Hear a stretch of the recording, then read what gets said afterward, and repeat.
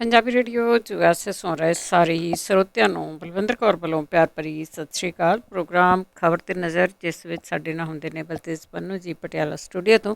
ਖਬਰਾਂ ਤੇ ਨਜ਼ਰ ਮਾਰਾਂਗੇ। ਖਬਰਾਂ ਤੋਂ ਪਹਿਲਾਂ ਧੰਨਵਾਦ ਸਾਡੇ ਸਪਾਂਸਰਸ ਦਾ, ਜਿਨ੍ਹਾਂ ਨੇ ਇਸ ਪ੍ਰੋਗਰਾਮ ਨੂੰ ਸਪਾਂਸਰ ਕੀਤਾ, ਸਭ ਤੱਕ ਪਹੁੰਚਾਇਆ। ਟਰਕੀਆਣਾ immigration law firm 415-909-0503।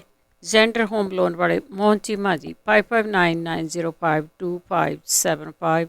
Khalsa insurance agency San Jose 40827250। इन्हों तो घरों की कारां की लाइफ हैल्थ बिजनेस की इंश्योरेंस करवा सकते हो। गुरदीप सिंह पैदी कलोवा, सतनाम सिंह शेरगढ़, सलमा मनजीत सिंह दिवान फ्रज ਨੂੰ बहुत बहुत ਧੰਨਵਾਦ ਕਰਦੇ ਹਾਂ। ਪ੍ਰੋਗਰਾਮਾਂ ਨੂੰ ਸਪਾਂਸਰ ਕਰਦੇ ਹੋ, ਸਭ ਤੱਕ ਪਹੁੰਚਾਉਂਦੇ ਹੋ। ਸਾਡੇ ਨਾਲ ਜੁੜ ਚੁੱਕੇ ਨੇ ਬਲਤੇਜ ਪੰਨੂ। ਸਤਿ ਸ਼੍ਰੀ ਅਕਾਲ, ਸਵਾਗਤ ਹੈ ਜੀ।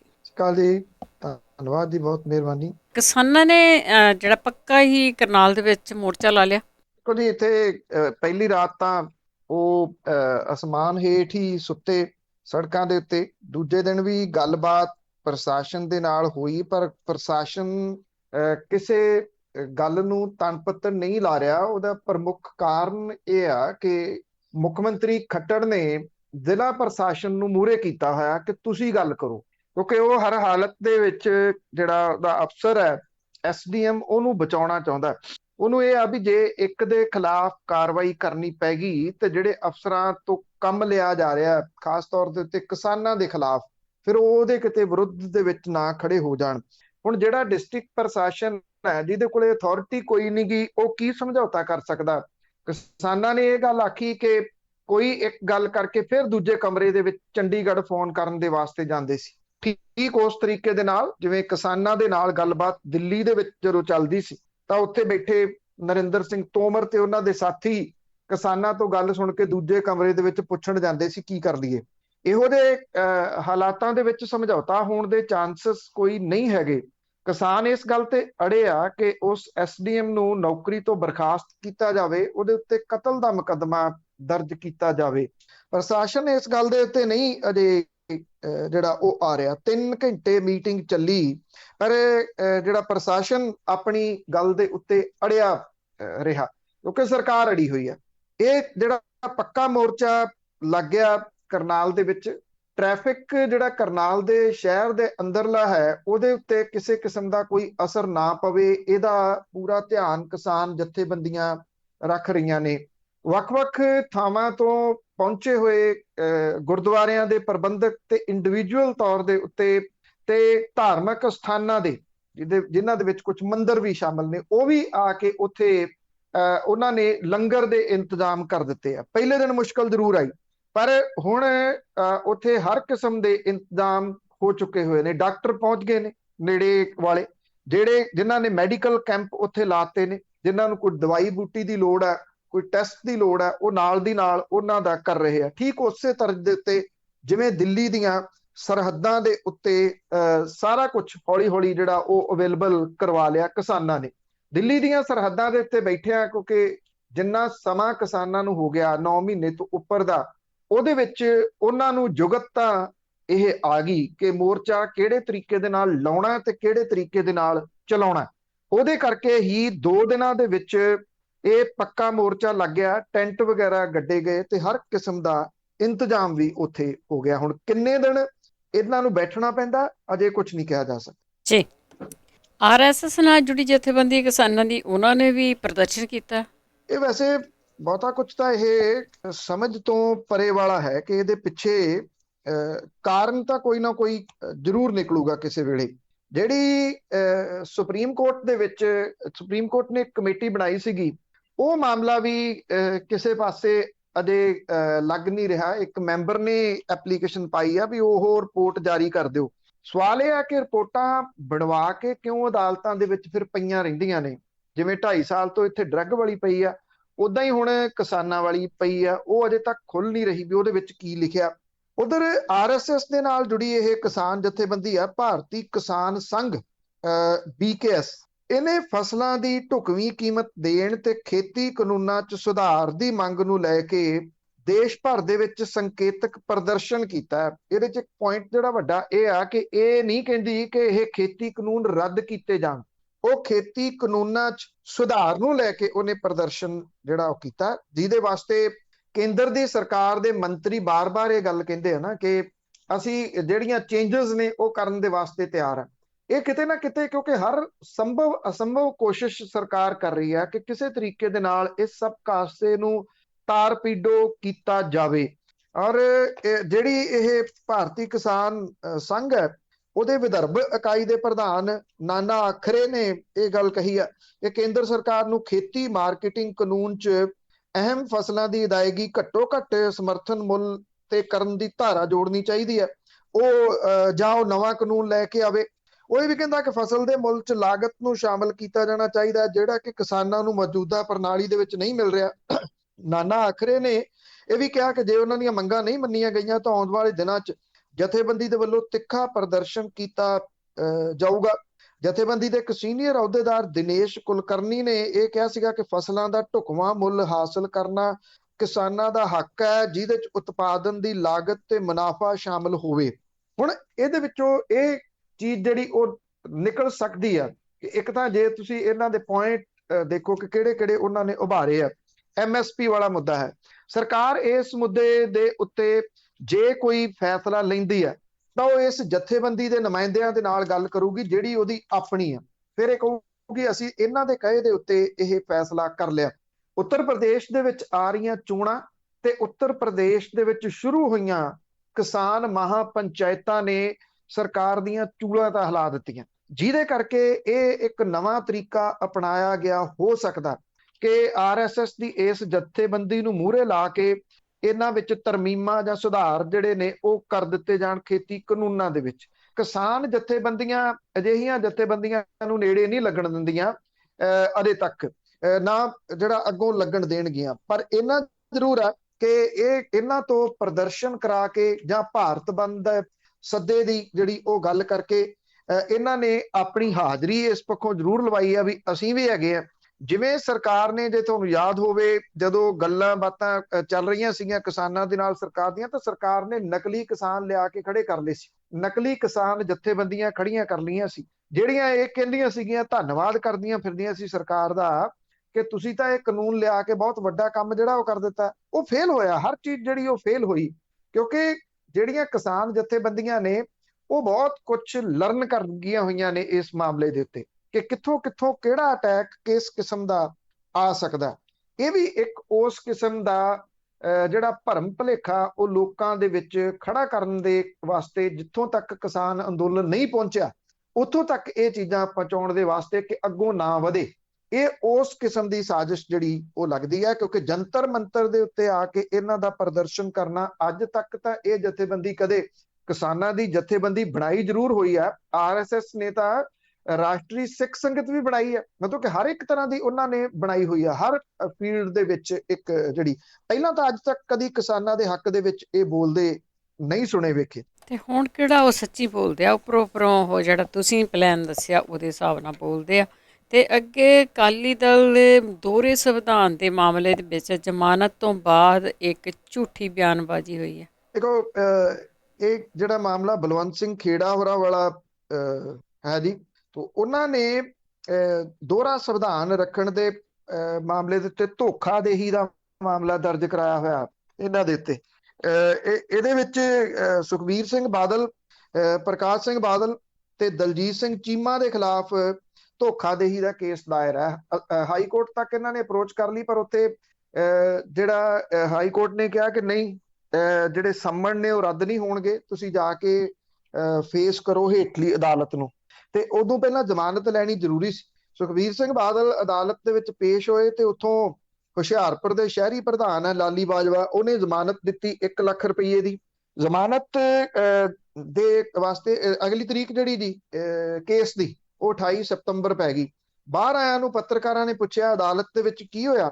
ਸੁਖਬੀਰ ਸਿੰਘ ਬਾਦਲ ਹੋਰੀ ਕਹਿੰਦੇ ਅਦਾਲਤ ਨੂੰ ਛੱਡੋ, ਮੈਂ ਤੁਹਾਨੂੰ ਇੱਕ ਹੋਰ ਗੱਲ ਦੱਸਦਾ ਕਿ ਕਹਿੰਦੇ ਮੈਨੂੰ ਗੁਰਨਾਮ ਸਿੰਘ ਚੜੂਨੀ ਦਾ ਫੋਨ ਆਇਆ ਕਿ ਅਸੀਂ ਇੱਥੇ ਕਰਨਾਲ 'ਚ ਬੈਠ ਗਏ ਆ ਮੋਰਚੇ ਦੇ ਉੱਤੇ ਤੇ ਲੰਗਰ ਦੀ ਇੱਥੇ ਜ਼ਰੂਰਤ ਹੈ। ਉਹ ਕਹਿੰਦਾ ਮੈਂ ਤੁਰੰਤ ਜਗੀਰ ਕੌਰ ਹੋਰਾਂ ਨੂੰ ਫੋਨ ਕੀਤਾ ਤੇ ਉਹਨਾਂ ਨੂੰ ਇਹ ਕਿਹਾ ਕਿ ਸ਼੍ਰੋਮਣੀ ਗੁਰਦੁਆਰਾ ਪ੍ਰਬੰਧਕ ਕਮੇਟੀ ਵੱਲੋਂ ਤੁਰੰਤ ਉੱਥੇ ਲੰਗਰ ਦਾ ਇੰਤਜ਼ਾਮ ਕੀਤਾ ਜਾਵੇ।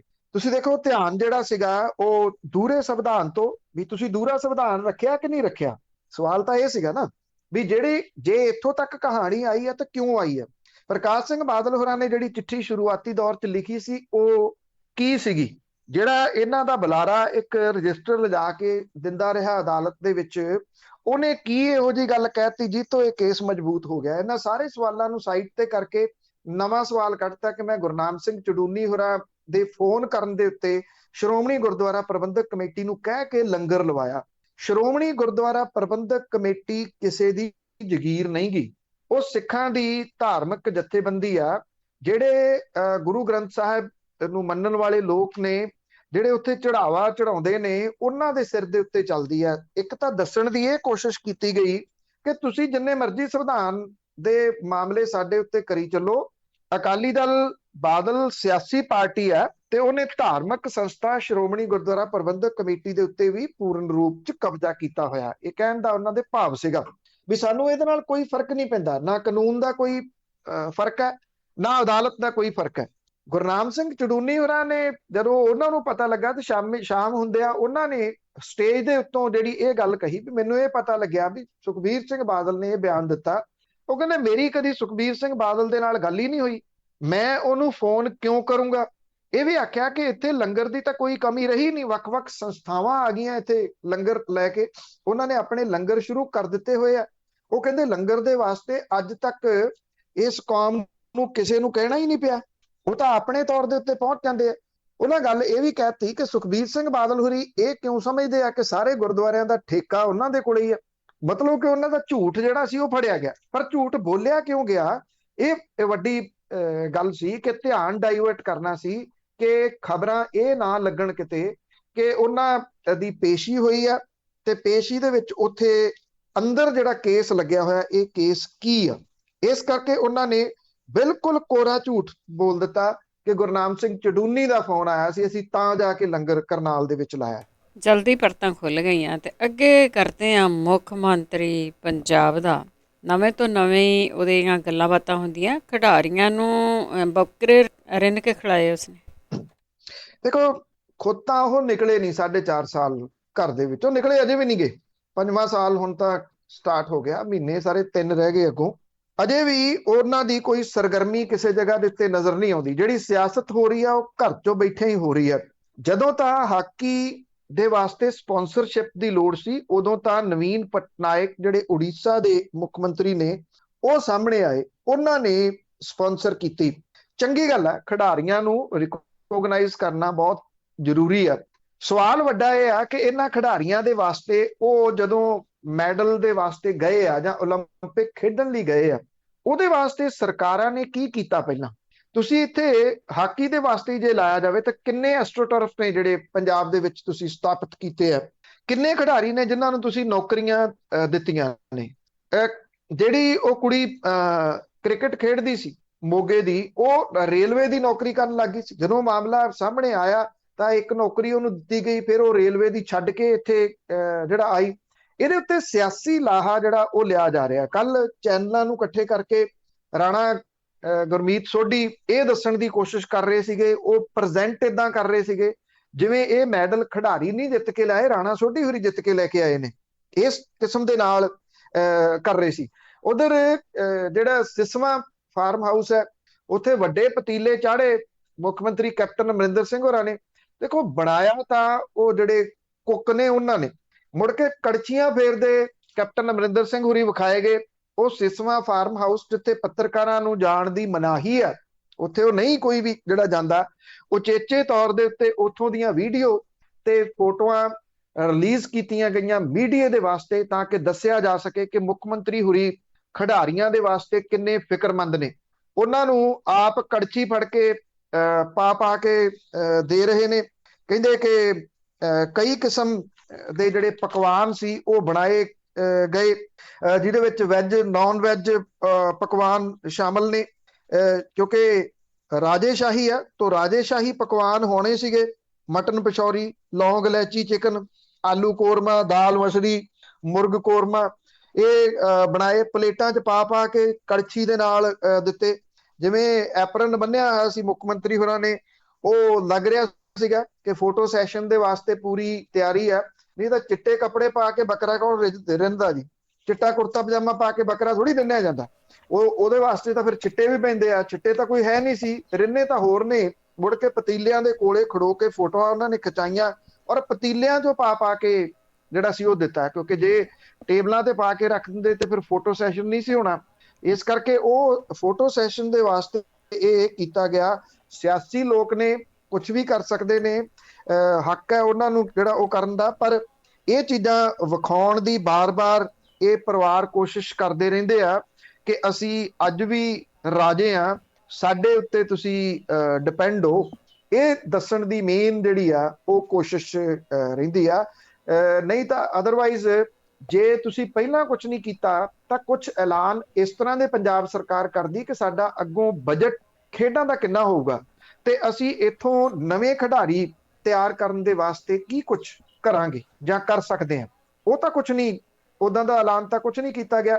ਹਾਂ, ਬੱਕਰੇ ਖਵਾ ਕੇ ਜਿਹੜਾ ਸੀ ਉਹ ਖਿਡਾਰੀਆਂ ਨੂੰ ਖੁਸ਼ ਕਰ ਦਿੱਤਾ ਗਿਆ ਤੇ ਖਿਡਾਰੀ ਜਿਹੜੇ ਸੀ ਉਹ ਇਸ ਗੱਲੋਂ ਖੁਸ਼ ਹੋਏ ਕਿ ਰਾਜਾ ਸਾਹਿਬ ਨੇ ਆਪ ਦੇਖੋ ਬੱਕਰਾ ਰਿੰਨਿਆ ਤੇ ਉਹਨਾਂ ਨੇ ਰਿੰਨ ਕੇ ਸਾਨੂੰ ਖਵਾਇਆ। ਇਹ ਕੋਈ ਛੋਟੀ ਮੋਟੀ ਗੱਲ ਉਹਨਾਂ ਦੇ ਵਾਸਤੇ ਤਾਂ ਨਹੀਂ ਗਈ ਕਿ ਉਹਨਾਂ ਨੂੰ ਸੱਦਿਆ ਗਿਆ, ਕਿਉਂਕਿ ਆਮ ਬੰਦਾ ਤਾਂ ਉੱਥੇ ਅਲਾਓ ਨਹੀਂ ਹੈਗਾ ਉਸ ਜਗ੍ਹਾ ਦੇ ਉੱਤੇ ਜਾਣਾ, ਤੇ ਉਹਨਾਂ ਦਾ ਜਾਣਾ ਹੀ ਉਹਨਾਂ ਨੇ ਆਪਣੀ ਪ੍ਰਾਪਤੀ ਜਿਹੜੀ ਉਹ ਸਮਝੀ। ਹੁਣ ਜਿੰਨੇ ਪੰਜਾਬ ਦੇ ਨੇ ਇਹਨਾਂ ਨੂੰ ਨੌਕਰੀ ਕਿੰਨਿਆਂ ਕੁ ਨੂੰ ਮਿਲੂਗੀ, ਇਹ ਆਉਂਦੇ ਦਿਨਾਂ ਦੇ ਵਿੱਚ ਤੁਹਾਡੇ ਸਾਹਮਣੇ ਆ ਹੀ ਜਾਣਾ। ਬਿਲਕੁਲ, ਪਹਿਲਿਆਂ ਨੂੰ ਕਿੰਨਿਆਂ ਕੁ ਨੂੰ ਮਿਲ ਗਈ ਹੈ ਤੇ ਇਹਨਾਂ ਨੂੰ ਕਿੰਨੀ ਮਿਲੂਗੀ। ਅੱਗੇ ਗੱਲ ਕਰਦੇ ਆ ਕਿਸਾਨ ਜਥੇਬੰਦੀਆਂ ਦੇ, ਉਹਨਾਂ ਨੇ ਸਿਆਸੀ ਧਿਰਾਂ ਦੀ ਮੀਟਿੰਗ ਸੱਦੀ ਆ, ਸਵਾਲ ਪੁੱਛੇ ਜਾਣਗੇ। ਦੇਖੋ, ਇਹ 32 ਕਿਸਾਨ ਜਥੇਬੰਦੀਆਂ ਦੀ ਅਪਰੋਚ ਵਧੀਆ ਇਸ ਪੱਖੋਂ ਕਿ ਜਿਹੜੀਆਂ ਸਿਆਸੀ ਜਥੇਬੰਦੀਆਂ ਨੇ ਉਹ ਆਉਣ। ਕਿਸਾਨ ਜਥੇਬੰਦੀਆਂ ਇਹ ਸੋਚਦੀਆਂ ਨੇ ਕਿ ਜਿਹੜਾ ਟਕਰਾਓ ਪੈਦਾ ਹੋ ਰਿਹਾ ਪੰਜਾਬ ਦੇ ਵਿੱਚ ਚੋਣਾਂ ਨੂੰ ਲੈ ਕੇ, ਉਹ ਕਿਤੇ ਹਿੰਸਕ ਰੂਪ ਧਾਰਨ ਨਾ ਕਰ ਜਾਵੇ, ਧਾਰਨ ਕਰ ਜਾਣਾ ਜਿਹੋ ਜਿਹੇ ਹਾਲਾਤ ਬਣੇ ਹੋਏ ਨੇ। ਕੁਝ ਦਿਨਾਂ ਦੇ ਵਾਸਤੇ ਅਕਾਲੀ ਦਲ ਨੇ ਆਪਣਾ ਪੋਸਟਪੋਨ ਕੀਤਾ, 10 ਤੋਂ ਕਹਿੰਦੇ ਫੇਰ ਸ਼ੁਰੂ ਕਰਨਾ। ਜੇ 10 ਤੋਂ ਫੇਰ ਸ਼ੁਰੂ ਹੋਣਾ ਤੇ ਕਿਸਾਨ ਜਿਹੜੇ ਨੇ ਉਹ ਵੀ ਤਿਆਰ ਨੇ, ਸਮਰਾਲੇ ਤੋਂ ਸਟਾਰਟ ਹੋਣਾ। ਹੁਣ 10 ਤਰੀਕ ਭਲਕੇ ਕਿਸਾਨ ਜਥੇਬੰਦੀਆਂ ਨੇ ਸਾਰੀਆਂ ਸਿਆਸੀ ਪਾਰਟੀਆਂ ਦੀ ਮੀਟਿੰਗ ਚੰਡੀਗੜ੍ਹ ਦੇ ਵਿੱਚ ਸੱਦੀ ਆ। 32 ਕਿਸਾਨ ਯੂਨੀਅਨ ਦੀ ਮੀਟਿੰਗ ਤੋਂ ਬਾਅਦ ਇਹ ਆਖਿਆ ਗਿਆ ਕਿ ਪੰਜਾਬ ਦੇ ਪਿੰਡਾਂ ਚੋਂ ਟਕਰਾਅ ਘੱਟ ਕੀਤਾ ਜਾਵੇ, ਲੋਕ ਵੰਡੇ ਨਾ ਜਾਣ, ਤੇ ਸਿਆਸੀ ਧਿਰਾਂ ਨੂੰ ਅਪੀਲ ਕਰਨ ਤੇ ਚੇਤਾਵਨੀ ਦੇਣ ਦੇ ਇਰਾਦੇ ਦੇ ਨਾਲ ਇਹ ਬੈਠਕ ਸੱਦੀ ਗਈ ਆ। ਕਿਸਾਨ ਆਗੂ ਰੁਲਦੂ ਸਿੰਘ ਮਾਨਸਾ ਨੇ ਕਿਹਾ ਕਿ ਪਿੰਡਾਂ ਦੇ ਵਿੱਚ ਮੋਰਚਾ ਚੱਲ ਰਿਹਾ, ਕਿਸਾਨ ਕਮਜ਼ੋਰ ਨਾ ਹੋਣ, ਇਹਦੇ ਲਈ ਸਿਆਸੀ ਧਿਰਾਂ ਦੇ ਮੁੱਖ ਨੁਮਾਇੰਦਿਆਂ ਦੇ ਨਾਲ ਯੂਨੀਅਨਾਂ ਦੇ ਆਗੂ ਗੱਲਬਾਤ ਕਰਨਗੇ। ਮੀਟਿੰਗ ਦੇ ਵਿੱਚ ਬਲਵੀਰ ਸਿੰਘ ਰਾਜੇਵਾਲ, ਹਰਿੰਦਰ ਸਿੰਘ ਲੱਖੋਵਾਲ, ਹਰਮੀਤ ਸਿੰਘ ਕਾਦੀਆਂ, ਮਨਜੀਤ ਸਿੰਘ ਧਨੇਰ, ਪ੍ਰੇਮ ਸਿੰਘ ਭੰਗੂ ਸਣੇ ਹੋਰ ਜਥੇਬੰਦੀਆਂ ਦੇ ਆਗੂਆਂ ਨੇ ਸ਼ਮੂਲੀਅਤ ਕੀਤੀ। ਕਿਸਾਨ ਆਗੂਆਂ ਨੇ ਜਿਹੜਾ ਇਹ ਗੱਲ ਕਹੀ ਕਿ ਸਾਰੀਆਂ ਜਿਹੜੀਆਂ ਸਿਆਸੀ ਧਿਰਾਂ ਨੇ ਉਹਨਾਂ ਨੂੰ ਇਹਦੇ ਵਿੱਚ ਸੱਦਿਆ ਜਾਊਗਾ ਤੇ ਕਿਸਾਨ ਜਥੇਬੰਦੀਆਂ ਦਾ ਸੁਨੇਹਾ ਉਹਨਾਂ ਨੂੰ ਦਿੱਤਾ ਜਾਊਗਾ। ਇਹ ਸੁਨੇਹਾ ਕੀ ਹੋ ਸਕਦਾ? ਇਹੀ ਹੋ ਸਕਦਾ ਜਿਹੜਾ ਬਲਬੀਰ ਸਿੰਘ ਰਾਜੇਵਾਲ ਹੋਰੀ ਬਾਰ-ਬਾਰ ਇਹ ਗੱਲ ਕਹਿ ਰਹੇ ਆ ਕਿ ਜਦੋਂ ਅਜੇ 5-6 ਮਹੀਨੇ ਦਾ ਸਮਾਂ ਪਿਆ, ਤੁਹਾਨੂੰ ਐਡੀ ਕਾਹਲੀ ਕਾਹਦੀ ਪਈ ਹੋਈ ਆ ਹੁਣੇ ਤੋਂ ਜਿਹੜਾ ਭੱਜ ਕੇ ਐਲਾਨ ਕਰਨ ਦੀ, ਉਮੀਦਵਾਰ ਐਲਾਨਣ ਦੀ, ਚੋਣ ਮੈਨੀਫੈਸਟੋ ਐਲਾਨਣ ਦੀ। ਇਹਦੇ ਵਿੱਚ ਅਕਾਲੀ ਦਲ ਬਾਦਲ ਹੀ ਜ਼ਿਆਦਾ ਭੱਜ ਨੱਠ ਜਿਹੜੀ ਉਹ ਕਰ ਰਿਹਾ। ਵੇਖਣਾ ਇਹ ਹੋਊਗਾ ਕਿ ਕਿਹੜੀਆਂ ਸਿਆਸੀ ਜਥੇਬੰਦੀਆਂ ਇੱਥੇ ਆਉਂਦੀਆਂ ਨੇ। ਸਾਰੀਆਂ ਸਿਆਸੀ ਜਥੇਬੰਦੀਆਂ ਨੂੰ ਸੱਦਾ ਦਿੱਤਾ ਗਿਆ, ਇੱਕ ਨੂੰ ਛੱਡ ਕੇ ਭਾਰਤੀ ਜਨਤਾ ਪਾਰਟੀ ਨੂੰ ਇਹਦੇ ਵਿੱਚ ਸੱਦਾ ਨਹੀਂ ਦਿੱਤਾ ਗਿਆ, ਕਿਉਂਕਿ ਉਹਦਾ ਮੁਕੰਮਲ ਬਾਈਕਾਟ ਕਿਸਾਨ ਜਥੇਬੰਦੀਆਂ ਨੇ ਕੀਤਾ ਹੋਇਆ ਔਰ ਉਹਨਾਂ ਨੇ ਕਿਸਾਨਾਂ ਨੂੰ ਬਾਰ-ਬਾਰ ਇਹ ਕਿਹਾ ਕਿ ਉਹਦਾ ਮੁਕੰਮਲ ਬਾਈਕਾਟ ਜਿਹੜਾ ਉਹ ਜਾਰੀ ਰਹਿਣਾ ਚਾਹੀਦਾ। ਤੇ ਉਹ ਸਵਾਲਾਂ ਦੀ ਗੱਲ ਕਿਸਾਨਾਂ ਨੂੰ ਕਹਿੰਦੇ ਰਹੇ ਆ ਕਿ ਸਵਾਲ ਤੁਸੀਂ ਕਰੋ। ਲੋਕ ਸਵਾਲ ਕਰ ਰਹੇ ਆ, ਸਵਾਲ ਹੋ ਗਏ ਤਿੱਖੇ ਬਹੁਤ। ਸਿਆਸੀ ਧਿਰਾਂ ਵੀ ਇਸ ਵੇਲੇ ਇਹ ਸੋਚਦੀਆਂ ਨੇ ਕਿ ਕਿਉਂਕਿ ਅਜੇ ਤਾਂ ਅਕਾਲੀ ਦਲ ਬਾਦਲ ਫਸਿਆ, ਅਜੇ ਕਾਂਗਰਸੀਆਂ ਨੇ ਆਉਣਾ ਮੈਦਾਨ 'ਚ ਬੱਕਰੇ ਖਾ ਕੇ, ਤੇ ਉਸ ਤੋਂ ਬਾਅਦ ਜਿਹੜਾ ਜੀ ਉਹ ਕਿੰਨੇ ਕੁ ਸਵਾਲਾਂ ਦਾ ਸਾਹਮਣਾ ਕਰ ਸਕਦੇ ਆ ਲੋਕਾਂ ਦੇ, ਕਿਉਂਕਿ 5 ਸਾਲ ਰਾਜ ਉਹਨਾਂ ਨੇ ਕਰਕੇ ਜਾਣਾ। ਸਵਾਲ ਉਹਨਾਂ ਲਈ ਬੜੇ ਵੱਡੇ ਆ ਜਿਨ੍ਹਾਂ ਨੇ ਰਾਜ ਕਰਨ ਦੇ ਵਾਸਤੇ ਜਿਹੜੀਆਂ ਵਿਉਂਤਬੰਦੀਆਂ ਕੀਤੀਆਂ ਨੇ, ਉਹ ਚਾਹੇ ਆਮ ਆਦਮੀ ਪਾਰਟੀ ਆ ਚਾਹੇ ਕੋਈ ਹੋਰ ਪਾਰਟੀਆਂ ਨੇ। ਸਵਾਲ ਉਹਨਾਂ ਨੂੰ ਵੀ ਹੋਣੇ ਆ, ਉਸੇ ਕਿਸਮ ਦੇ ਤਿੱਖੇ ਸਵਾਲ ਜਿਹੜੇ ਉਹ ਹੋਣੇ ਆ। ਤੇ ਇਹ ਸਿਲਸਿਲਾ ਪੰਜਾਬ ਦੇ ਵਿੱਚ ਬੜੇ ਸਾਲਾਂ ਤੋਂ ਬਾਅਦ, ਬੜੀ ਲੰਬੀ ਉਡੀਕ ਤੋਂ ਬਾਅਦ ਸ਼ੁਰੂ ਹੋਇਆ ਕਿ ਲੋਕ ਬੋਲਣ ਲੱਗੇ ਆ, ਲੋਕ ਸਵਾਲ ਕਰਨ ਲੱਗੇ। ਬਿਲਕੁਲ ਜੀ 5 ਸਾਲ ਪਹਿਲਾਂ ਤੋਂ ਹੀ ਬੋਲਣ ਲੱਗੇ ਆ, ਉਹ ਸਾਰਿਆਂ ਨੂੰ ਪਤਾ ਕਿ ਬੋਲਣ ਕਿਨ ਲਾਏ ਆ। ਤੇ ਬਾਕੀ ਪੰਜਾਬ ਦੀ ਜੇ ਗੱਲ ਕਰੀਏ, ਇੱਥੇ ਬੜਾ ਰੌਲਾ ਆ ਨੌਕਰੀਆਂ ਦੇ ਲਈ ਆ, ਸਮਾਰਟਫੋਨਾਂ ਦੇ ਲਈ ਆ, ਲੋਕੀ ਤਰ੍ਹਾਂ ਤਰ੍ਹਾਂ ਕਰ ਰਹੇ ਆ। ਉਹ ਸਭ ਕੁਛ ਨੂੰ ਰੋਲ ਕੇ ਜ਼ਿਲ੍ਹਿਆਂ ਦੀ ਰਾਜਨੀਤੀ ਹੋਣ ਲੱਗੀ ਹੈ। ਬਿਲਕੁਲ ਜੀ, ਇਹ ਜ਼ਿਲ੍ਹਿਆਂ ਦੀ ਰਾਜਨੀਤੀ ਪਤਾ ਨਹੀਂ ਕਿਸ ਪਾਸੇ ਨੂੰ ਪੰਜਾਬ ਨੂੰ ਲੈ ਜਾਊਗੀ, ਕਿਉਂਕਿ ਪੰਜਾਬ ਉਂਝ ਤਾਂ ਚਿੜੀ ਦੇ ਪਹੁੰਚੇ ਜਿੰਨਾ ਹੈ ਜੀ, ਛੋਟਾ ਜਿਹਾ ਜਿਹੜਾ ਉਹ ਹੈਗਾ। ਪਰ ਜ਼ਿਲ੍ਹਿਆਂ ਦੇ ਉੱਤੇ ਜੇ ਆਪਾਂ ਵੇਖੀਏ ਤਾਂ ਭਾਰਤ ਪਾਕਿਸਤਾਨ ਦੀ ਵੰਡ ਤੋਂ ਪਹਿਲਾਂ ਪੰਜਾਬ ਦੇ ਵਿੱਚ 29 ਜ਼ਿਲ੍ਹੇ ਸੀਗੇ। ਵੰਡ ਤੋਂ ਬਾਅਦ 16 ਜ਼ਿਲ੍ਹੇ ਪਾਕਿਸਤਾਨ ਚਲੇ ਗਏ, 13 ਭਾਰਤ ਦੇ ਵਿੱਚ ਰਹਿ ਗਏ। ਇਹਨਾਂ ਵਿੱਚੋਂ 6 ਜ਼ਿਲ੍ਹੇ ਮੌਜੂਦਾ ਪੰਜਾਬ ਵਾਲੇ ਹਿੱਸੇ ਦੇ ਵਿੱਚ ਨੇ, 5 ਜ਼ਿਲ੍ਹੇ ਹਰਿਆਣੇ ਵਾਲੇ ਹਿੱਸੇ ਦੇ ਵਿੱਚ ਤੇ 2 ਜ਼ਿਲ੍ਹੇ ਹਿਮਾਚਲ ਪ੍ਰਦੇਸ਼ ਵਾਲੇ ਹਿੱਸੇ ਦੇ ਵਿੱਚ ਪੈਂਦੇ ਸੀਗੇ। ਜਦੋਂ ਪੰਜਾਬੀ ਸੂਬੀ ਬਣੀ ਤਾਂ ਉਦੋਂ 10 ਜ਼ਿਲ੍ਹੇ ਸੀਗੇ। ਪੰਜਾਬੀ ਸੂਬੀ ਬਣਨ ਤੋਂ ਬਾਅਦ ਪਹਿਲਾ ਨਵਾਂ ਜ਼ਿਲ੍ਹਾ ਰੋਪੜ ਬਣਿਆ ਸੀ। ਗਿਆਨੀ ਜੈਲ ਸਿੰਘ ਹੋਰਾਂ ਨੇ 1972 ਦੇ ਵਿੱਚ ਫਰੀਦਕੋਟ ਨੂੰ ਜ਼ਿਲ੍ਹਾ ਬਣਾਇਆ। ਉਸ ਤੋਂ 20 ਸਾਲਾਂ ਬਾਅਦ ਕੋਈ ਨਵਾਂ ਜ਼ਿਲ੍ਹਾ ਨਹੀਂ ਬਣਿਆ। ਵਿਧਾਨ ਸਭਾ ਚੋਣਾਂ ਨੂੰ ਵੇਖਦਿਆਂ ਹੁਣ ਜ਼ਿਲ੍ਹਿਆਂ ਦੀ ਰਾਜਨੀਤੀ ਵੱਡੇ ਪੱਧਰ ਦੇ ਉੱਤੇ ਸਟਾਰਟ ਹੋ ਗਈ ਹੋਈ ਹੈ। ਸਾਰੇ ਸਿਆਸੀ ਆਗੂ ਕਾਹਲੇ ਪੈ ਗਏ ਆ ਕਿ ਛੇਤੀ ਤੋਂ ਛੇਤੀ ਉਹਨਾਂ ਦਾ ਜ਼ਿਲ੍ਹਾ ਬਣਾਓ। ਮਲੇਰਕੋਟਲਾ 23ਵਾਂ ਜ਼ਿਲ੍ਹਾ ਬਣ ਗਿਆ। ਉਸ ਤੋਂ ਬਾਅਦ ਬਟਾਲੇ ਨੂੰ ਜ਼ਿਲ੍ਹਾ ਬਣਾਉਣ ਦੀ ਚਰਚਾ ਛਿੜੀ ਹੈ। ਇਹ ਕਿਹਾ ਜਾਂਦਾ ਹੈ ਕਿ 13 ਸਤੰਬਰ ਨੂੰ ਗੁਰੂ ਨਾਨਕ ਸਾਹਿਬ ਦਾ ਵਿਆਹ ਪੁਰਬ ਆ ਰਿਹਾ, ਉਹਨੂੰ ਬਟਾਲੇ ਨੂੰ ਜ਼ਿਲ੍ਹਾ ਬਣਾਇਆ ਜਾਣ ਦੀ ਪੂਰੀ ਸੰਭਾਵਨਾ ਹੈ। ਹਾਲਾਂਕਿ ਇਹਦਾ ਵਿਰੋਧ ਵੀ ਹੋਣਾ ਸ਼ੁਰੂ ਹੋ ਗਿਆ ਕਿ ਬਟਾਲਾ ਜ਼ਿਲ੍ਹਾ ਨਾ ਬਣਾਇਆ ਜਾਵੇ, ਕਿਉਂਕਿ ਇਹਦੇ ਨਾਲ ਜਿਹੜਾ ਗੁਰਦਾਸਪੁਰ ਡਿਸਟ੍ਰਿਕਟ ਹੈ ਉਹ ਹੋਰ ਛੋਟਾ ਹੋ ਜਾਊਗਾ। ਕੇਂਦਰੀ ਰਾਜ ਮੰਤਰੀ ਸੋਮ ਪ੍ਰਕਾਸ਼ ਨੇ ਮੁੱਖ ਮੰਤਰੀ ਕੈਪਟਨ ਅਮਰਿੰਦਰ ਸਿੰਘ ਨੂੰ ਚਿੱਠੀ ਲਿਖਤੀ ਹੈ ਕਿ ਫਗਵਾੜੇ ਨੂੰ ਛੇਤੀ ਕਰਕੇ ਜ਼ਿਲ੍ਹਾ ਬਣਾ ਦਿਓ। ਉਹਨਾਂ ਤਰਕ ਇਹ ਦਿੱਤਾ ਕਿ ਲੋਕਾਂ ਨੂੰ ਹੈੱਡਕੁਆਟਰ ਜਾਣ ਲਈ 40 ਕਿਲੋਮੀਟਰ ਦਾ ਸਫ਼ਰ ਤੈਅ ਕਰਨਾ ਪੈਂਦਾ, ਕਿਉਂਕਿ ਥੋੜੇ ਨਵੇਕਲੇ ਤਰੀਕੇ ਦੇ ਨਾਲ ਜਿਹੜਾ ਕਪੂਰਥਲਾ ਡਿਸਟ੍ਰਿਕਟ ਹੈ ਉਹ ਅਜੀਬੋ ਗਰੀਬ ਹੈ। ਉਧਰ ਤਾਂ ਉਹ ਮੰਡ ਦਾ ਏਰੀਆ ਜਿਹੜਾ ਸੁਲਤਾਨਪੁਰ ਲੋਧੀ ਵਾਲਾ ਪੈਂਦਾ, ਫਿਰ ਜਲੰਧਰ ਆਉਂਦਾ, ਵਿੱਚ ਜਲੰਧਰ ਕ੍ਰਾਸ ਕਰਕੇ ਫਗਵਾੜਾ ਆਉਂਦਾ। ਇਹ ਐਕਚੁਅਲੀ ਜਿਹੜਾ ਕਪੂਰਥਲਾ ਸਟੇਟ ਸੀ ਉਸੇ ਹਿਸਾਬ ਦੇ ਨਾਲ ਰੱਖਿਆ ਹੋਇਆ। ਹੁਣ ਜਿਹੜੇ ਸੋਮ ਪ੍ਰਕਾਸ਼ ਆ ਉਹ ਕਹਿੰਦਾ ਕਿ ਫਗਵਾੜੇ ਨੂੰ ਜ਼ਿਲ੍ਹਾ ਬਣਾਓ ਜਿੰਨੀ ਛੇਤੀ ਹੋ ਸਕਦਾ। ਇਹ ਵੀ ਕਿਹਾ ਕਿ ਫਗਵਾੜਾ ਉਦਯੋਗਿਕ ਸ਼ਹਿਰ ਹੈ ਤੇ ਇਹਨਾਂ ਦੀ ਮੰਗ ਹੈ ਕਿ ਇਹਨੂੰ ਡਿਸਟ੍ਰਿਕਟ ਬਣਾਇਆ ਜਾਵੇ। ਉਧਰ ਗੁਰਕੀਰਤ ਸਿੰਘ ਕੋਟਲੀ ਜਿਹੜਾ ਵਿਧਾਇਕ ਹੈ, ਉਹਨਾਂ ਨੇ ਕੈਪਟਨ ਅਮਰਿੰਦਰ ਸਿੰਘ ਦੇ ਨਾਲ ਮੁਲਾਕਾਤ ਕਰਕੇ ਖੰਨੇ ਨੂੰ ਜ਼ਿਲ੍ਹਾ ਬਣਾਏ ਜਾਣ ਦੀ ਮੰਗ ਕੀਤੀ ਹੈ ਵੀ ਜਿੰਨੀ ਛੇਤੀ ਹੋ ਸਕਦਾ ਖੰਨਾ ਜ਼ਿਲ੍ਹਾ ਬਣਾ ਦਿਓ। ਉਂਝ ਵੈਸੇ ਖੰਨਾ ਪੁਲਿਸ ਜ਼ਿਲ੍ਹਾ ਹੈਗਾ। ਆਮ ਆਦਮੀ ਪਾਰਟੀ ਦੀ ਵਿਧਾਇਕਾ ਸਰਬਜੀਤ ਕੌਰ ਮਾਣੂਕੇ, ਉਹਨਾਂ ਕੈਪਟਨ ਅਮਰਿੰਦਰ ਸਿੰਘ ਹੋਰਾਂ ਤੋਂ ਸਮਾਂ ਮੰਗਿਆ ਕਿ ਜਗਰਾਓਂ ਨੂੰ ਡਿਸਟ੍ਰਿਕਟ ਬਣਾਇਆ ਜਾਵੇ। ਇਹ ਕਿਹਾ ਕਿ ਪੰਜਾਬ ਕੇਸਰੀ ਲਾਲਾ ਲਾਜਪਤ ਰਾਏ ਹੋਰਾਂ ਦਾ ਇਹ ਜੱਦੀ ਸ਼ਹਿਰ ਹੈ ਤੇ ਪ੍ਰਮੁੱਖ ਅਨਾਜ ਮੰਡੀ ਵੀ ਹੈ। ਇਹ ਕਹਿ ਕੇ ਜਗਰਾਓਂ ਦਾ ਮਾਮਲਾ ਵਿਚਾਰ ਅਧੀਨ ਹੋਣ ਦੀ ਗੱਲ ਆਖੀ ਸੀਗੀ। ਤੇ ਇਹ ਵੀ ਤਰਕ ਦਿੱਤਾ ਸੀਗਾ ਕਿ ਲੁਧਿਆਣੇ ਦੇ ਵਿੱਚ 16 ਵਿਧਾਨ ਸਭਾ ਹਲਕੇ ਜਿਹੜੇ ਉਹ ਪੈਂਦੇ ਆ। ਅਬੋਹਰ ਵਾਲੇ ਜਿਹੜੇ ਆ ਜੀ ਉਹ ਬਾਰ-ਬਾਰ ਅਬੋਹਰ ਨੂੰ ਜ਼ਿਲ੍ਹਾ ਬਣਾਉਣ ਦੀ ਮੰਗ ਕਰ ਰਹੇ ਆ। ਸੁਨੀਲ ਜਾਖੜ ਨੇ 2010 ਦੇ ਵਿੱਚ ਅਬੋਹਰ ਨੂੰ ਜ਼ਿਲ੍ਹਾ ਬਣਾਏ ਜਾਣ ਦਾ ਜ਼ੋਰਦਾਰ ਤਰੀਕੇ ਦੇ ਨਾਲ ਇਹ ਮਾਮਲਾ ਉਠਾਇਆ ਸੀਗਾ। ਗੱਠਜੋੜ ਸਰਕਾਰ ਨੇ ਉਦੋਂ ਫਾਜ਼ਿਲਕਾ ਤੇ ਪਠਾਨਕੋਟ ਨੂੰ ਡਿਸਟ੍ਰਿਕਟ ਬਣਾਤਾ। ਕੈਪਟਨ ਅਮਰਿੰਦਰ ਸਿੰਘ ਨੇ 2002 ਤੋਂ 7 ਤੱਕ ਦੀ ਆਪਣੀ ਪਹਿਲੀ ਪਾਰੀ ਦੇ ਵਿੱਚ ਬਰਨਾਲਾ, ਮੁਹਾਲੀ ਤੇ ਤਰਨਤਾਰਨ ਨੂੰ ਜ਼ਿਲ੍ਹਾ ਬਣਾਇਆ ਸੀ। ਬੇਅੰਤ ਸਿੰਘ ਦੀ ਸਰਕਾਰ ਵੇਲੇ ਨਵੇਂ ਜ਼ਿਲ੍ਹੇ ਬਣਾਉਣ ਦੀ ਗੱਲ ਤੁਰੀ ਸੀ, ਉਦੋਂ ਮਾਨਸਾ ਤੇ ਫਤਿਹਗੜ੍ਹ ਸਾਹਿਬ ਨਵੇਂ ਜ਼ਿਲ੍ਹੇ ਬਣਾਏ ਗਏ ਸੀ। ਉਸ ਤੋਂ ਬਾਅਦ ਹਰਚਰਨ ਸਿੰਘ ਬਰਾੜ ਮੁੱਖ ਮੰਤਰੀ ਬਣੇ, ਉਹਨਾਂ ਨੇ ਮੁਕਤਸਰ ਤੇ ਮੋਗੇ ਨੂੰ ਜ਼ਿਲ੍ਹਾ ਬਣਾਤਾ। ਨਵਾਂ ਸ਼ਹਿਰ ਬਾਅਦ ਦੇ ਵਿੱਚ ਜ਼ਿਲ੍ਹਾ ਬਣ ਗਿਆ। ਸਾਹਿਬਜ਼ਾਦਾ ਅਜੀਤ ਸਿੰਘ ਨਗਰ ਹੈ ਪਰ ਉਹ ਕਦੀ ਫੇਮਸ ਨਹੀਂ ਹੋ ਸਕਿਆ ਉਹ ਨਾਮ।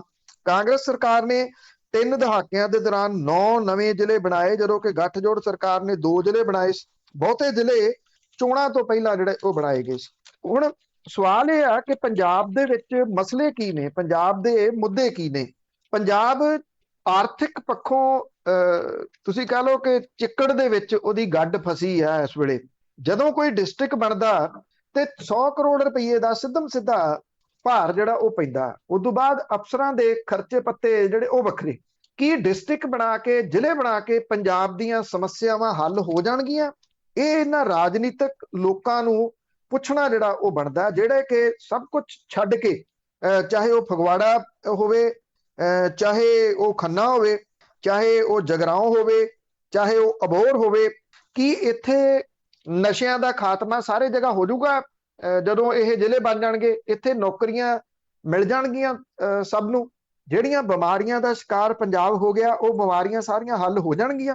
ਇਹ ਤੁਸੀਂ ਦੇਖੋ ਕਿ ਰਾਜਨੀਤਿਕ ਲੋਕ ਕਿਹੜੇ ਤਰੀਕੇ ਦੇ ਨਾਲ ਲੋਕਾਂ ਨੂੰ ਉਲਝਾ ਕੇ ਆਪਣੀਆਂ ਸਿਆਸੀ ਰੋਟੀਆਂ ਸੇਕੀ ਜਾ ਰਹੇ ਆ। ਸਭ ਮਿਲ ਕੇ ਚੱਲ ਰਿਹਾ ਇਸ ਮਾਮਲੇ 'ਚ। ਬਿਲਕੁਲ ਬਿਲਕੁਲ, ਜਿੰਨੇ ਵੀ ਲੋਕ ਆਪਾਂ ਬਾਹਰ ਬੈਠੇ ਹੈਗੇ ਅਸੀਂ ਸਾਰਿਆਂ ਨੂੰ ਇਹ ਕਹਿੰਦੇ ਆ ਵੀ ਤੁਸੀਂ ਦੇਖ ਲਓ, ਜੇ ਤੁਹਾਡੇ ਪਿੰਡ ਜ਼ਿਲ੍ਹੇ ਬਣ ਸਕਦੇ ਆ ਤੇ ਉੱਥੇ ਹੁਣ ਸੇਲ ਹੀ ਲੱਗੀ ਹੋਈ ਆ।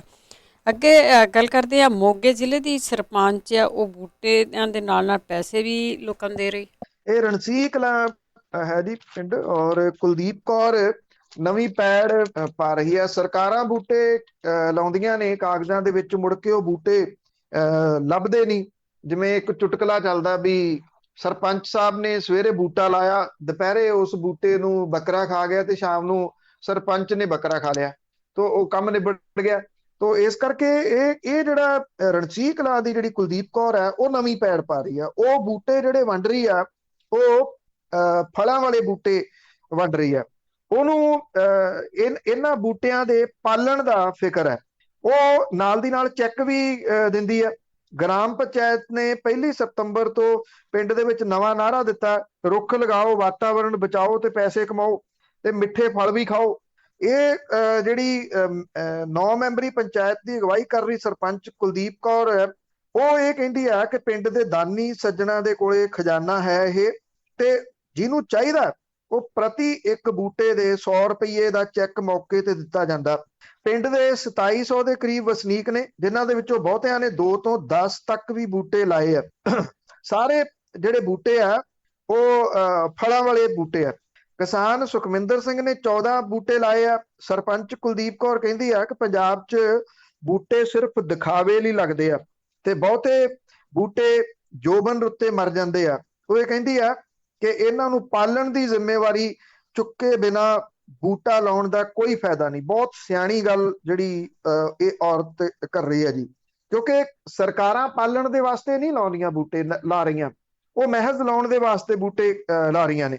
ਉਹ ਕਹਿੰਦੀ ਕਿ ਲੋਕਾਂ ਨੂੰ ਇਹਨਾਂ ਨੂੰ ਪਾਲਣ ਦੇ ਵਾਸਤੇ ਕਿਹਾ ਜਾਵੇ, ਇਸ ਕਰਕੇ ਉਹਨੇ ਚੇਟਕ ਲਾਉਣ ਦੇ ਵਾਸਤੇ ਇਹ ਜਿਹੜਾ ਸ਼ੁਰੂ ਕੀਤਾ। ਇਹਦੇ ਵਿੱਚ ਜਿਹੜੇ ਕੁਝ NRIs ਨੇ, ਇਸ ਪਿੰਡ ਦੇ ਵਸਨੀਕ, ਉਹਨਾਂ ਨੇ ਵੀ ਇਹਨਾਂ ਦਾ ਖਰਚਾ, ਜਿਹੜਾ ਇਹਨਾਂ ਨੂੰ ਪਾਲਣ ਦਾ ਖਰਚਾ ਚੁੱਕਣ ਦੀ ਗੱਲ ਜਿਹੜੀ ਆ ਉਹ ਕੀਤੀ ਆ।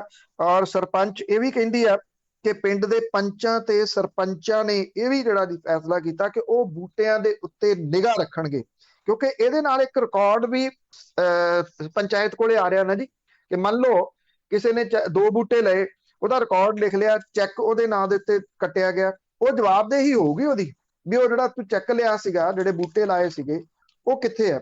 ਇਹ ਇਸ ਪੱਖੋਂ ਬੜੀ ਨਵੇਕਲੀ ਤੇ ਅਗਾਂਹ ਵਧੂ ਸੋਚ ਕਹੀ ਜਾ ਸਕਦੀ ਹੈ। ਜੀ ਜੀ, ਚਾਹੀਦਾ ਬਹੁਤ ਜ਼ਰੂਰੀ ਆ। ਤੇ ਅੱਗੇ ਪਹਿਲਾਂ ਵੀ ਆਪਾਂ ਗੱਲ ਕੀਤੀ ਹੈ ਕਿ ਬਹੁਤ ਕੁਛ ਅਪਸੈਟ ਹੋਏ ਪਏ ਆ ਲੋਕ, ਬਹੁਤ ਕੁਛ ਜਿਹੜਾ ਇੱਧਰ ਉੱਧਰ ਹੋਇਆ ਪਿਆ। ਪਟਿਆਲੇ ਦੇ ਵਿੱਚ ਕੱਚੇ ਮੁਲਾਜ਼ਮਾਂ ਵੱਲੋਂ ਪੱਕਾ ਧਰਨਾ, ਰੋਟੀ ਪਾਣੀ ਵੀ ਇੱਥੇ ਪਕਾਉਣਗੇ। ਦੇਖੋ, ਕਿਸਾਨ ਮੋਰਚੇ ਨੇ, ਜਿਹੜੇ ਸੰਘਰਸ਼ ਕਰਨ ਵਾਲੇ ਲੋਕ ਨੇ, ਸੰਘਰਸ਼ੀ ਲੋਕ ਨੇ, ਉਹਨਾਂ ਲਈ ਬਹੁਤ ਸਾਰੇ ਨਵੇਂ ਰਾਹ ਖੋਲੇ ਆ ਔਰ ਤਰੀਕਾ ਦੱਸਿਆ ਸੰਘਰਸ਼ ਕਿਵੇਂ ਚਲਾਏ ਜਾ ਸਕਦੇ ਆ, ਸਰਕਾਰਾਂ ਨਾਲ ਟੱਕਰ ਕਿਵੇਂ ਲੈਣੀ ਆ। ਮੈਂ ਤੁਹਾਨੂੰ ਪਹਿਲਾਂ ਦੱਸਿਆ ਕਰਨਾਲ ਦਾ ਕਿ ਇੱਕੋ ਦਿਨ ਔਖਾ ਹੋਣਾ ਪਿਆ। ਉਸ ਤੋਂ ਬਾਅਦ 9 ਮਹੀਨੇ ਮੋਰਚਾ ਲਾਉਣ ਵਾਲੇ ਸੰਯੁਕਤ ਕਿਸਾਨ ਮੋਰਚੇ ਨੇ ਜਿੰਨੀ ਤੇਜ਼ੀ ਦੇ ਨਾਲ ਇੱਥੇ ਪ੍ਰਬੰਧ ਕਰ ਲਿਆ, ਉਹ ਆਪਣੇ ਆਪ ਦੇ ਵਿੱਚ ਬੜੀ ਵੱਡੀ ਗੱਲ ਆ। ਨਹੀਂ ਤਾਂ ਅਕਸਰ ਇਸ ਤਰ੍ਹਾਂ ਦੇ ਧਰਨੇ ਉੱਜੜ ਪੁੱਜੜ ਜਾਇਆ ਕਰਦੇ ਆ, 24 ਘੰਟਿਆਂ 'ਚ 48 ਘੰਟਿਆਂ 'ਚ ਅਗਲੇ ਕਹਿੰਦੇ ਠੀਕ ਆ ਜੀ, ਜਿੰਦਾਬਾਦ ਮੁਰਦਾਬਾਦ ਕੀਤੀ ਤੇ ਚਲੋ ਘਰਾਂ ਨੂੰ। ਇਹ ਘਰਾਂ ਨੂੰ ਮੁੜਨ ਵਾਲੇ ਲੋਕ ਨਹੀਂ ਗੇ। ਹੁਣ ਉੱਥੋਂ ਸੇਧ ਲੈ ਕੇ ਹੌਲੀ ਹੌਲੀ ਉਸ ਕਿਸਮ ਦੇ, ਉਸ ਟਾਈਪ ਦੇ ਮੋਰਚੇ ਲੱਗਣ ਲੱਗੇ ਆ। ਇੱਥੇ ਪੰਜਾਬ ਦੇ ਵਿੱਚ ਪਟਿਆਲਾ ਇਸ ਵੇਲੇ ਮੋਰਚਿਆਂ ਦੀ ਰਾਜਧਾਨੀ ਬਣਿਆ ਹੋਇਆ। ਰੋਜ਼ ਇੱਥੇ ਕੈਪਟਨ ਅਮਰਿੰਦਰ ਸਿੰਘ ਦੇ ਉਹ ਮਹਿਲ, ਜਿੱਥੇ ਉਹ ਰਹਿੰਦੇ ਨਹੀਂ, ਉਹ ਸੜਕ ਤਾਂ ਪੱਕੀ ਬੰਦ ਹੈ, ਉੱਥੇ ਕੋਈ ਨਾ ਕੋਈ ਜਥੇਬੰਦੀ ਟੀਚਰਾਂ ਦੀ, ਸੰਘਰਸ਼ੀਲਾਂ ਦੀ ਕੁੱਟ ਖਾਣ ਦੇ ਵਾਸਤੇ ਆਉਂਦੀ ਆ। ਹੁਣ ਉਸ ਜਗ੍ਹਾ ਦੇ ਉੱਤੇ ਕੱਚੇ ਮੁਲਾਜ਼ਮਾਂ ਨੇ ਪੱਕਾ ਮੋਰਚਾ ਲਾ ਦਿੱਤਾ। ਇਹ ਕਹਿੰਦੇ ਕਿ ਜਿੰਨੀ ਦੇਰ ਤੱਕ ਸਾਨੂੰ ਪੱਕਾ ਨਹੀਂ ਕੀਤਾ ਜਾਊਗਾ, ਅਸੀਂ ਹੁਣ ਇੱਥੋਂ ਨਹੀਂ ਉੱਠਦੇ। ਪੱਕੇ ਉੱਥੇ ਤੰਬੂ ਗੱਡ ਕੇ ਬਹਿ ਗਏ, ਜਿਹਦੇ ਵਿੱਚ ਇਹ ਬੰਦੇ ਸ਼ਾਮਲ ਨੇ, ਔਰਤਾਂ ਸ਼ਾਮਲ ਨੇ, ਬੱਚੇ ਸ਼ਾਮਲ ਨੇ। ਸੜਕਾਂ ਦੇ ਉੱਤੇ ਰਾਤਾਂ ਕੱਟਣ ਲਈ ਇਹ ਉੱਥੇ ਮਜਬੂਰ ਨੇ, ਪਰ ਉਹ ਇਹ ਕਹਿੰਦੇ ਅਸੀਂ ਪ੍ਰਬੰਧ ਪੱਕਾ ਕਰਕੇ ਆਏ, ਵੱਡਾ ਕਰਕੇ ਆਏ ਆ। ਪਿੰਡਾਂ ਥਾਵਾਂ ਦੇ ਉੱਤੇ ਜਾ ਕੇ ਇਹਨਾਂ ਨੇ ਪਹਿਲਾਂ ਰਸਦ ਇਕੱਠੀ ਕੀਤੀ, ਰਸਤ ਇਕੱਠੀ ਕਰਕੇ ਨਾਲ ਸਾਰਾ ਕੁਝ ਲੋਹਾਂ ਤੇ ਜਿਹੜੀਆਂ ਵੱਡੇ ਪਤੀਲੇ ਸਭ ਕੁਝ ਜਿਵੇਂ ਕਿਸਾਨ ਜਥੇਬੰਦੀਆਂ ਵਾਲੇ ਤੁਰਦੇ ਆ ਉਵੇਂ ਇਹ ਤੁਰ ਪਏ, ਤੰਬੂ ਵਗੈਰਾ ਨਾਲ ਲੈ ਕੇ ਆਏ। 6 ਮਹੀਨੇ ਦਾ ਰਾਸ਼ਨ ਕਹਿੰਦੇ ਅਸੀਂ ਲੈ ਕੇ ਆਏ ਔਰ ਇੱਥੇ ਬਹਿ ਗਏ ਆ ਕੇ, ਜਿੰਨੀ ਦੇਰ ਤੱਕ ਕਹਿੰਦੇ ਪੱਕੇ ਨਹੀਂ ਕੀਤਾ ਜਾਂਦਾ ਹੁਣ ਇੱਥੋਂ ਹਿੱਲਦੇ ਨਹੀਂ।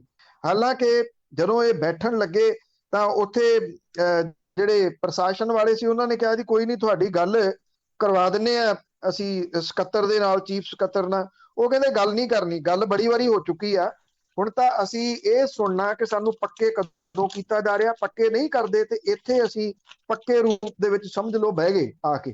ਤੋ ਪਟਿਆਲੇ ਦੇ ਵਿੱਚ ਇਹ ਪੱਕਾ ਮੋਰਚਾ YPS ਗਰਾਊਂਡ ਦੇ ਕੋਲ ਲੱਗਿਆ ਹੋਇਆ। ਜਿਹੜੀਆਂ ਲੇਡੀਜ਼ ਵਗੈਰਾ ਨੇ ਜੀ, ਉਹ ਨੇੜੇ ਪੈਂਦਾ ਗੁਰਦੁਆਰਾ ਹੈ, ਉੱਥੋਂ ਦੇ ਵਾਸ਼ਰੂਮ ਉਹਨਾਂ ਦੇ ਵੱਲੋਂ ਵਰਤੇ ਜਾ ਰਹੇ ਨੇ। ਨਹਾਉਣ ਧੋਣ ਦਾ ਇੰਤਜ਼ਾਮ ਵੀ ਜਿਹੜੇ ਕੁਝ ਪੈਟਰੋਲ ਪੰਪਾਂ ਦੇ ਉੱਤੇ ਤੇ ਗੁਰਦੁਆਰੇ ਦੇ ਵਿੱਚ ਜਿਹੜਾ ਲੇਡੀਜ਼ ਦਾ ਉਹਨਾਂ ਦਾ ਕੀਤਾ ਗਿਆ। ਜਿਵੇਂ ਕਿਉਂਕਿ ਜਦੋਂ ਕਿਸਾਨ ਮੋਰਚਾ ਸ਼ੁਰੂ ਹੋਇਆ ਸੀ ਉਹ ਵੀ ਇਸ ਤਰੀਕੇ ਦੇ ਨਾਲ ਗਏ ਸੀ ਕਿ ਅਸੀਂ 6 ਮਹੀਨੇ ਦਾ ਰਾਸ਼ਨ ਲੈ ਕੇ ਆਏ ਹਾਂ। ਉੱਥੇ ਤਾਂ ਰਾਸ਼ਨ ਵਾਲੀ ਕੋਈ ਜਿਹੜੀ ਉਹ ਕਮੀ ਪੇਸ਼ੀ ਨਹੀਂ ਅੱਜ ਆ ਰਹੀ, ਪਰ ਇੰਨਾ ਜ਼ਰੂਰ ਸੀ ਕਿਉਂਕਿ ਉਹ ਘਰੋਂ ਲੈ ਕੇ ਤੁਰੇ ਸੀ ਤਾਂ ਇੱਥੋਂ ਤੱਕ ਜਿਹੜਾ ਉਹ ਗਏ। ਇਹ ਇਸ ਕਿਸਾਨ ਮੋਰਚੇ ਨੇ ਕੁਝ ਨਵੀਆਂ ਚੀਜ਼ਾਂ ਦਿੱਤੀਆਂ ਨੇ ਸੰਘਰਸ਼ੀਲ ਲੋਕਾਂ ਨੂੰ। ਜੀ ਜੀ ਬਿਲਕੁਲ, ਬਹੁਤ ਬਹੁਤ ਧੰਨਵਾਦ ਬਲਤੇਜ ਪੰਨੂ ਜੀ। ਮਿਹਰਬਾਨੀ ਜੀ, ਧੰਨਵਾਦ ਜੀ, ਸਤਿ ਸ਼੍ਰੀ ਅਕਾਲ। ਸਤਿ ਸ਼੍ਰੀ ਅਕਾਲ ਜੀ। ਸਰੋਤੇ ਸਨ ਬਲਤੇਜ ਜੀ ਸਾਡੇ ਨਾਲ ਜੁੜਦੇ ਨੇ, ਕਰਦੇ ਨੇ ਖਬਰਾਂ। ਇਸੇ ਦੇ ਨਾਲ ਸਾਡਾ ਅੱਜ ਦਾ ਬੁਲਟਨ ਇੱਥੇ ਸਮਾਪਤ। ਬਲਵਿੰਦਰ ਕੌਰ ਵੱਲੋਂ ਆਪ ਸਭ ਨੂੰ ਹੀ ਸਤਿ ਸ਼੍ਰੀ ਅਕਾਲ।